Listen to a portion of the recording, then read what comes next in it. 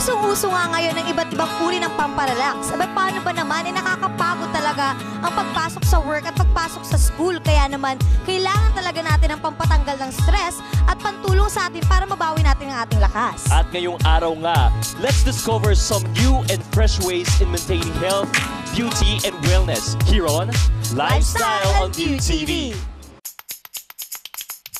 Dagupan City is the home of different establishments offering various services to Pangasinenses. Ito na nga ang naging business center ng Pangasinan dahil halos lahat na nga hindi matatagpuan dito. From food to clothes, school and office supplies, home decors and appliances, matatagpuan nyo ang mga yan dito sa Dagupan City. At dahil nga sa napaka-busy ng buhay dito sa Dagupan kung saan matatagpuan rin ang iba't ibang colleges and universities at mga opisina, nagsulputan na rin ang iba't ibang spa and massage centers na maaaring puntahan ng mga estudyante at empleyado pagkatapos ng napakahaba at nakakapagod na araw. Siyempre, nag-prepare ako ng aking itinerary for today. At una nga sa listahan ng Terra Food Spa and Massage dito sa Eastgate Plaza sa A.B. Fernandez Avenue. So, come on, alamin natin ang mga services nila. Magandang araw po and welcome to Lifestyle on View TV. Ayan, kasama nga natin si Ma'am Tina Reyes, the manager of Terra Spa. Ayan. I've heard na maganda raw po ang in-offer ninyong services dito sa Terra and so relaxing daw talaga. Yes. And we've got a lot of services para sa mga Dagupeños. Hindi lang Dagupeños, especially mga taga Pangasinan and other provinces. Especially kasi ang lakas ng tourism natin ngayon, ang dami-dami talagang pumapasyal dito. Ayan. Kasi nakaka-stress, ang dami-daming bisita, ang dami-daming sasakyan, ang daming usok, maraming problema, maraming bilihin. So, yon. So ano po ba yung mga services na nire-render ninyo dito sa Terra Spa, ma'am? Ayan, we've got a lot of services ulit. We have from head to foot, it's holistic, meron kaming facial. Yan, na talaga namang lahat from lalaki, babae, gender awareness talagang lahat nagpapa-facial. And then we have body scrub, yung whole body scrub natin. Later papakita natin kasi meron tayong sunod-sunod na process kung paano ginagawa yon. We have from jacuzzi, sauna, and then body scrub, and then we have foot massage, then we have the authentic hilot, makikita nyo mamaya having banana leaves, ayan yung massage natin, the foot spa, and number one, yung ating manicure pedicure. Syempre, ayan, meron ako naka nail art, pwede manual na palitan nyo sa akin. Yes, papa nail art na. So we're offering OPI. Ito yung mga brand na ginagamit natin sa polish na ikaw magsasawa, no? Ang tagal matanggal. So yun yung branded na OPI. Then marami pa. So, yung sa nabagit ko kanina hilot, ma'am, ano po? Yung po yung entire body massage na in-offer po Yes, ng yes. spa. So ano po yung unique po dito sa hilot po na in-offer po? Okay. Ang pinaka-authenticity nun, yung gumagamit tayo ng banana leaf. So, may banana leaf tayong ginagamit para mas mahigop yung lamig natin. So, it's an alternative medicine using banana leaves. Hilot ang tawag doon. Hilot talaga. Hilot na hilot talaga. Oo, pati yung oil, may ilaw, may apoy. Ayan. So, papakita natin kung paano. Naku, pinakikinggan ko pa lang parang naiengganyo na ako, no? I'm sure gusto rin mapanood ng mga viewers natin yan. So, pwede ba nating masilip yan, ma'am? Sure, tara na. Let's go.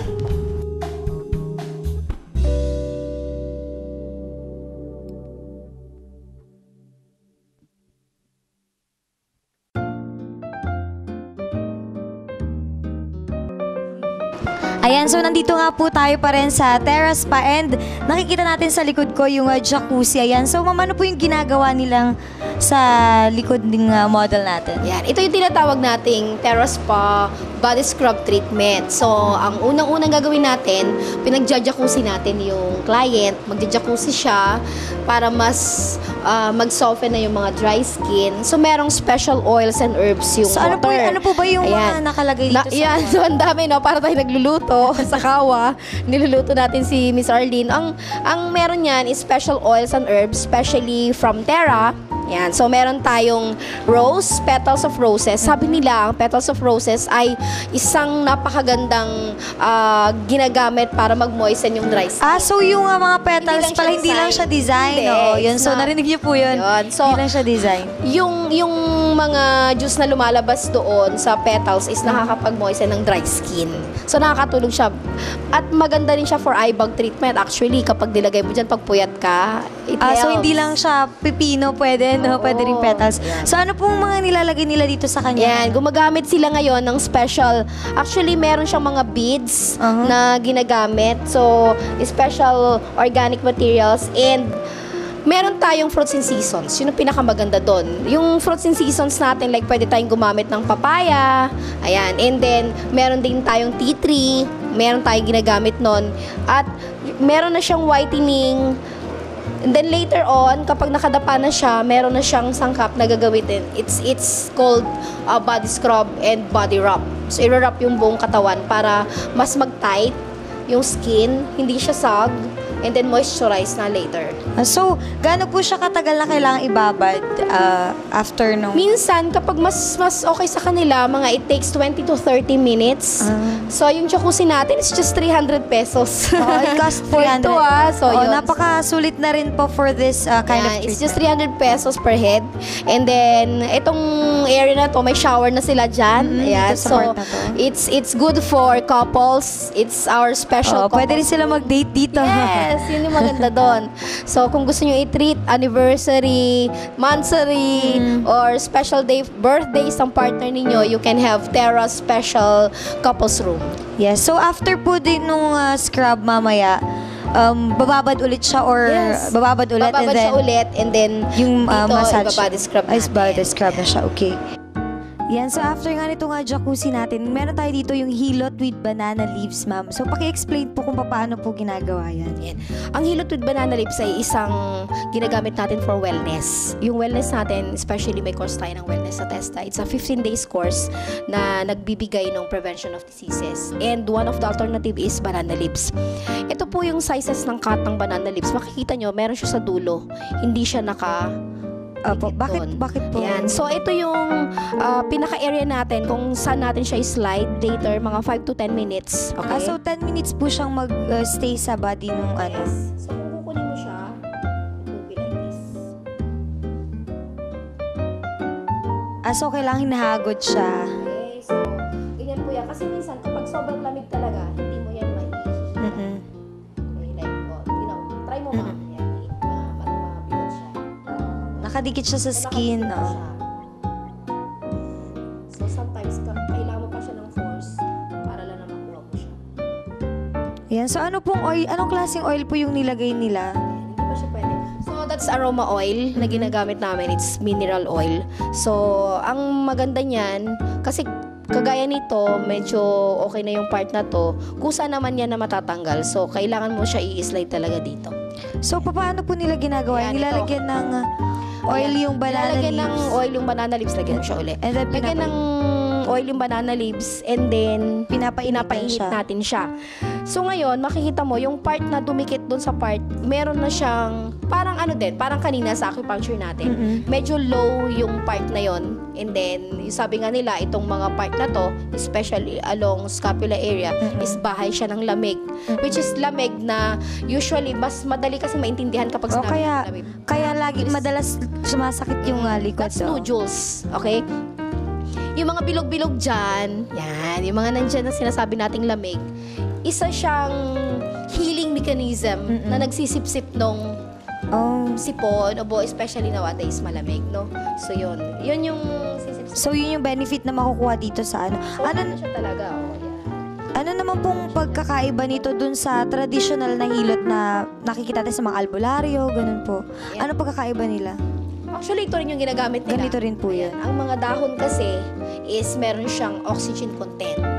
Yun yung rationale nun. Kaya ginagamit natin yung mga dahon. Pwede rin tayong gumamit ng dahon ng tagumbaw.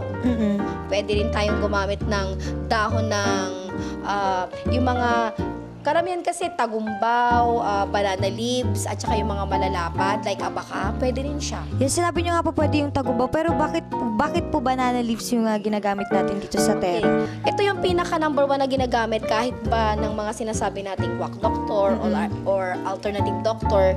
Meron siyang component na kapag nilagay mo siya ng oil, tapos ininit mo siya, parang nakaka-suffocate siya at saka nakakahigop ng lamig. At isa rin siyang ginagamit kapag meron tayong pilay. Ayan. So, pwede natin siyang gawin, same, na ilalagay lang natin siya dun sa may parting swelling at ina-absorb na niya yung nagsiswell. So, gaano po katagal na nakastay na ganyan? More or less, mga 5 to 10 minutes kasi depende kagaya nito, matigas pa siya sa part na yan. So, Ayan. So, ito, matigas okay lang pa din. siya, may Ayan. lamig pa po. May lamig pa. Kasi madali lang naman yan kunin kapag yan. So, kailangan mo siya lagyan talaga ng force, no? I-slide mo siya talaga. Then all you have to do is slide. Ayan. After po nun, After nun, and then it will start the whole body massage. Ayan. So, Ana, pwede na tayong mag-massage yan, dito sa part na to. demonstrate nila kung Ito na yung hilot massage. Ayan. So, magmamassage na siya. Kasi meron pa siyang mga konting, syempre may apoy yan, no? Ayan, pwede pa natin. din po yung nilalagay. Yes. Okay. Meron po bang parang direction ng pag-massage? Diba sabi po nila ba? Ang ginagawa ni Ana ngayon, tinatawag nating effleurage. Meron tayong tinatawag na term for massage. Effleurage means hagod. So, naglalagay na siya ng oil application, pero may kasama na siyang hagod. Ayan, sa pamamagitan niyan, natutunaw na yung tinatawag nilang mga stress na nakapasok dyan sa mga ugat, skin. So, gaano po katagal yung massage na Ang hilot natin with banana leaves is 1 hour. Kung gumamit na tayo, more or less makapasok tayo sa 10 to 15 minutes para sa banana leaves, kailangan tapusin yung 1 hour na holistic therapy hanggang foot. And then pagharap, meron tayong masahe pa rin sa harap hanggang chan, hanggang whole body talaga yan. It's super relaxing. Yeah, so, after nito, may ibang i-apply pa po ba or wala? Wala na. And then we will advise the client na, ayan, gumawa siya ng isang authentic hilot massage therapy. Naligo na siya before.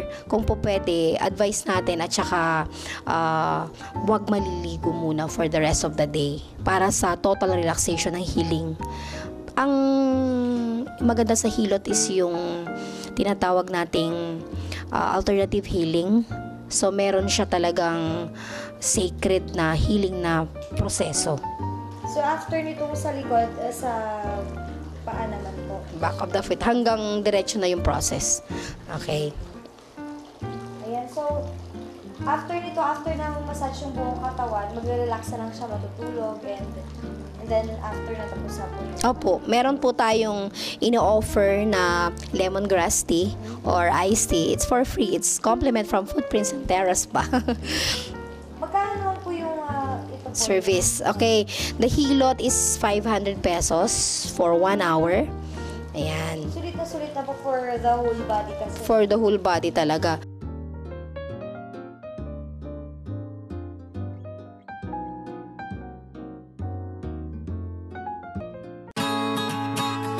There you have it, natunghayan nga natin ang iba't ibang bagong paraan sa pag-maintain ng ating kalusugan. At nalaman din natin ang mga trending na paparelax sa ating pagod na katawan. I am Mayan, And I am Will. See us on another edition of Lifestyle and Beauty TV.